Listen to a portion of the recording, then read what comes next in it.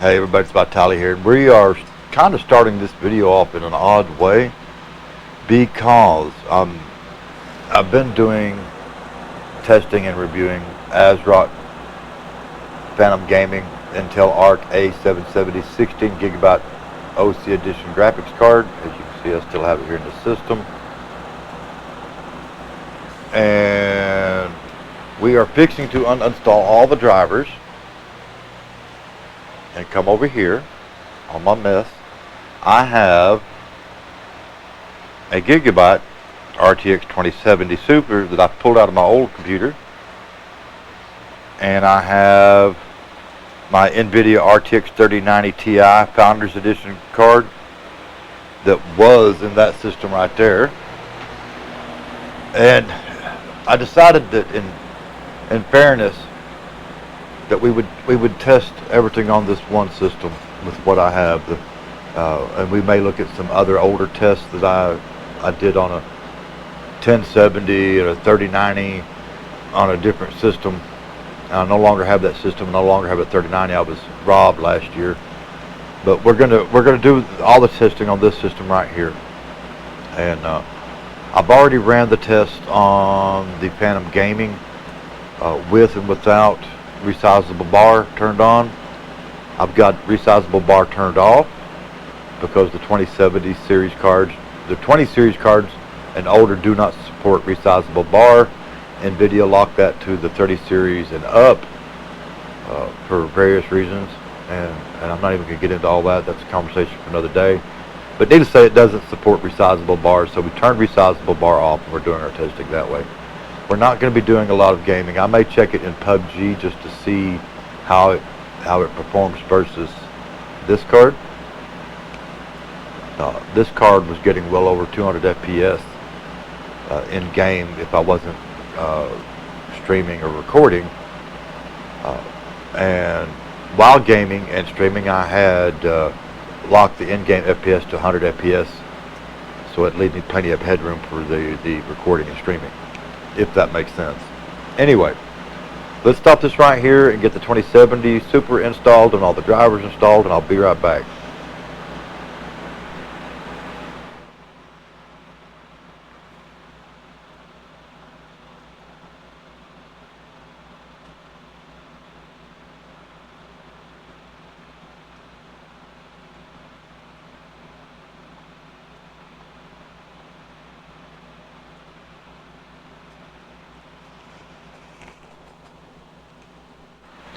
Okay, we have the Gigabyte RTX 2070 Super installed.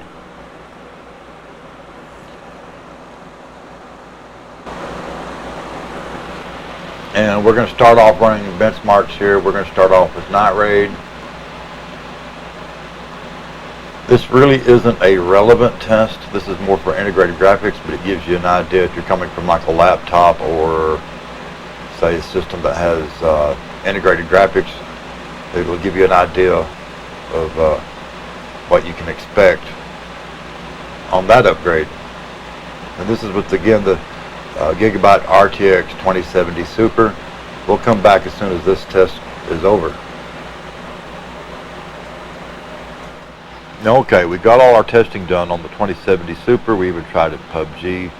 I didn't record any footage of the PUBG because I didn't want it to affect the frame rate in game while I was testing.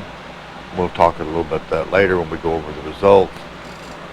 So it is time to shut this down and pull the Gigabyte RTX 2070 Super out and get the Nvidia RTX 3090 Ti Founders Edition card reinstalled and run some fresh benchmarks on it. And we'll come back once all that's done and go over slides of the results. Unfortunately, I don't have the software, like I've said, to make the fancy bar graphs. And I went and looked online trying to figure out how to use the free stuff that's online, and I figured out I just don't need the headache.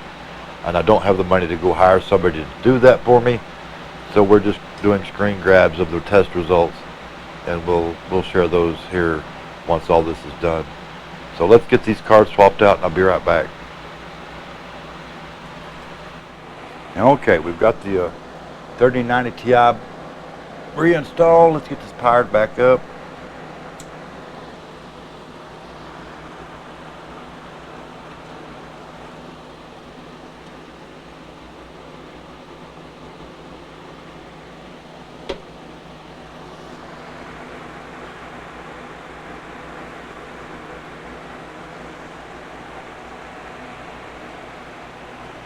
It'll take a little bit of time for that display to update because the system has to boot up, blah, blah, blah. But let's get the drivers reinstalled and I'll be right back. Okay, we've got the system completely booted up. The drivers are installed. The display's even updated.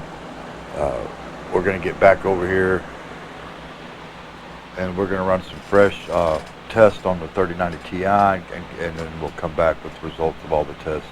All this is going to be synthetic benchmarks in this video. We've talked about why earlier. So let's get the 3D mark up and going. I'm blind today. I don't know. There it is. We'll get that launched.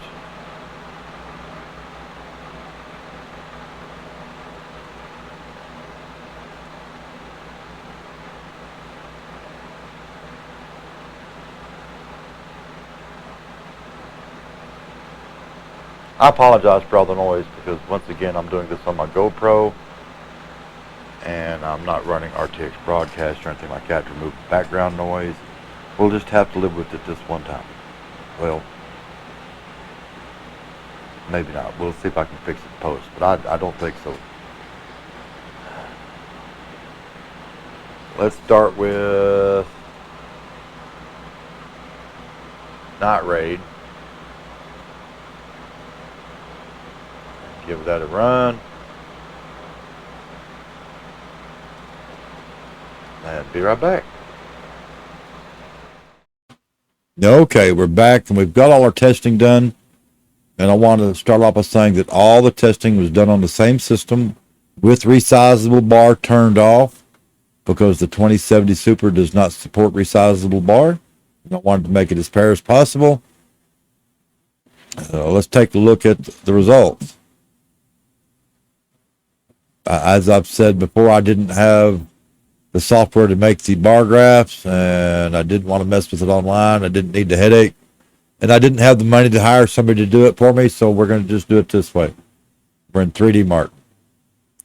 And we started off with Night Raid. Night Raid is more of an integrated graphics test. So if you're running, say, like a laptop or a desktop that's using integrated graphics and you want to see what a discrete graphics card might do for you, you can start here. I also want to point out once again that the Intel Arc is so new that it does not show up in their database, so it shows up as generic VGA 1X off. Anyway, the 2070 Super scored a 62,034. The Intel Arc A770 scored a 63,126, and the RTX 3090 Ti scored a 66,666. Let's go back to our other tests. That was Night Raid. Next up was Firestrike.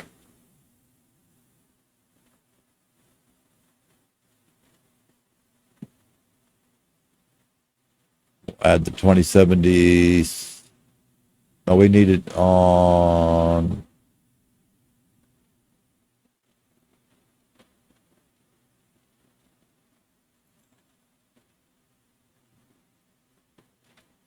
There it is.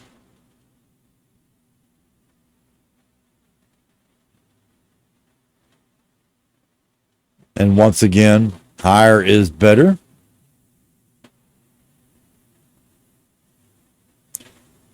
The 2070 Super scored a 24,980. The Intel Arc A770 scored a 28,393. And the 3090 Ti scored a 39,558.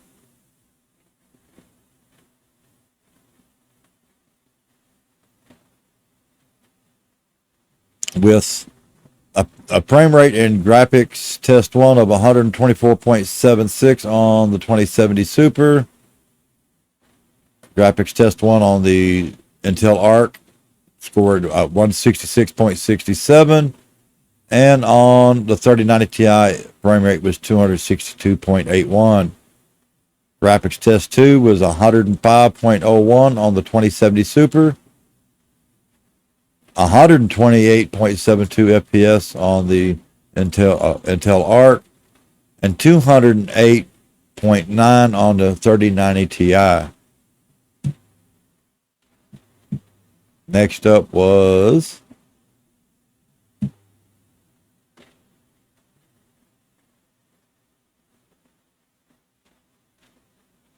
Port Royal. Port Royal is for ray tracing.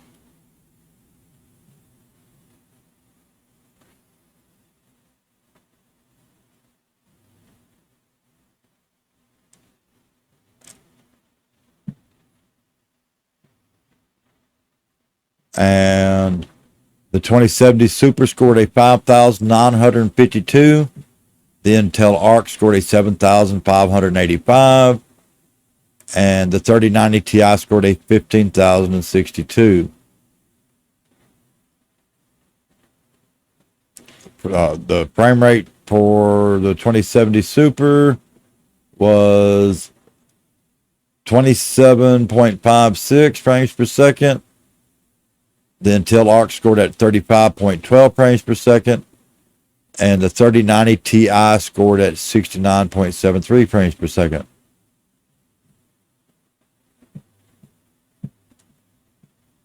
That's a really tough test. And last was Time Spy. Or actually, we had Time Spy and Time Spy Extreme. So let's do Time Spy.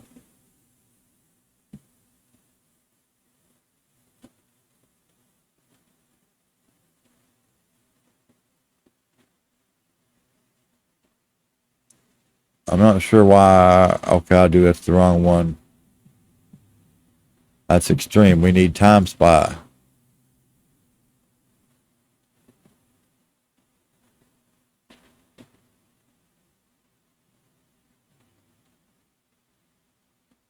The gap grows a little larger once you grows a little larger once you get into DirectX 12. The 2070 Super scored a 10,455. The Intel Arc A770 scored a 13,771. And the RTX 3090 Ti scored a 19,823.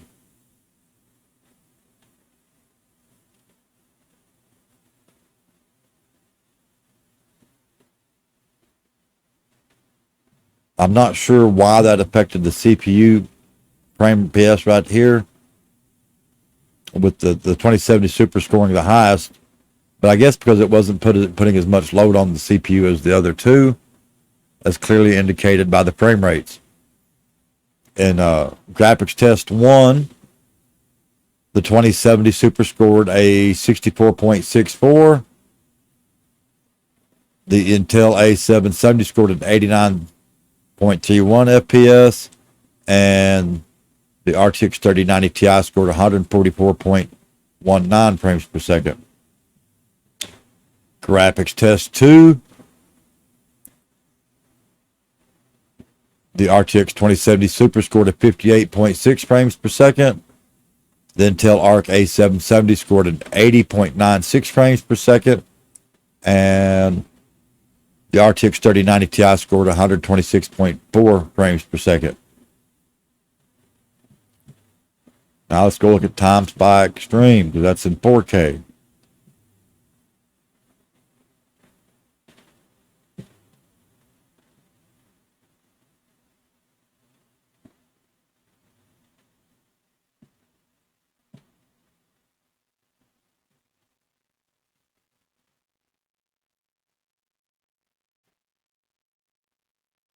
And once again, I have somehow managed to lose. There it is.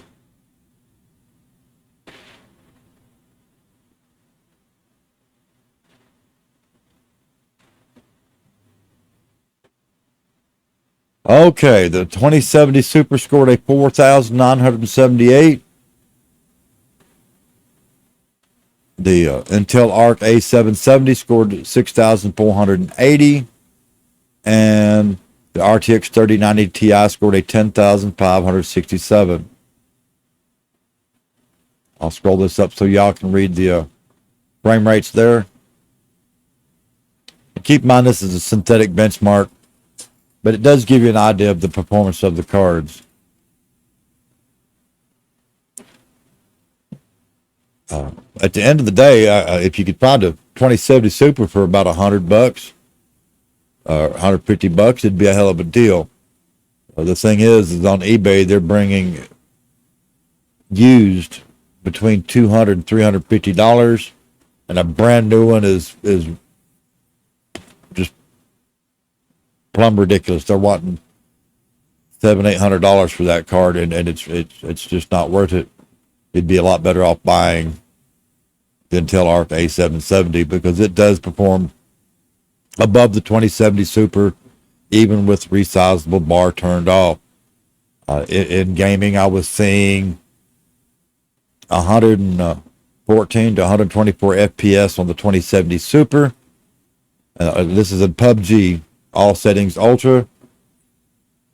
With the Intel A770, I was seeing on average 200 frames per second.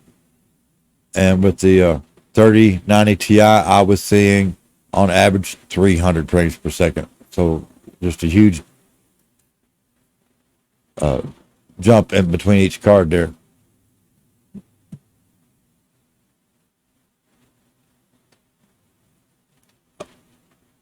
I don't know what to say. If you're running any of the older cards, be it a 1650, a 1660, a 970, a 980, a 1070, a 1080, all the way up through the 2000 series cards,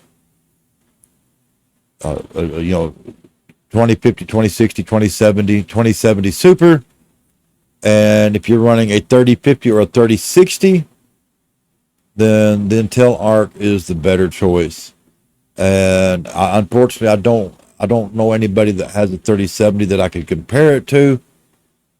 But the 40 series cards really don't offer a huge gain in performance in just raw compute power.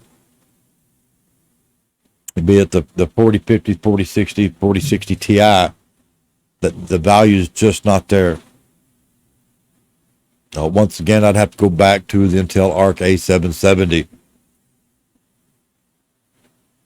So much so that I've installed one in Carlucci's computer, the Carlucci build that I did October, November of last year. That video is up here on YouTube. Game Like Us has just ordered one. He'll have his Wednesday. He's replacing a 3050 with that Intel Arc A770. It's in an older system without resizable bar, but he'll still see a performance increase over that 3050, I assure you. I'm going to be leaving the RTX 3090 Ti in my system. I have it. I can't get my money back out of it. And man, I'm really going to miss that ASRock Phantom Gaming Intel Arc A770 16 gigabyte card, though there was just a lot to like about it. Other than not being able to use RTX broadcast noise removal, I didn't miss my 3090 Ti for the 8+ days that I was running that Intel Arc. That being said, I'm going to go ahead and stick that Arc in the old computer back there in the back and use it for now. But I am going to miss the AV1 codec in here. Unfortunately, that computer back there is extremely old. It will see a little bit of a performance boost over the 2070 Super based on the numbers that I'm seeing. And that's great. But I'm seriously, once again, I'm trying to figure out how to do a build around that ASRock Phantom Gaming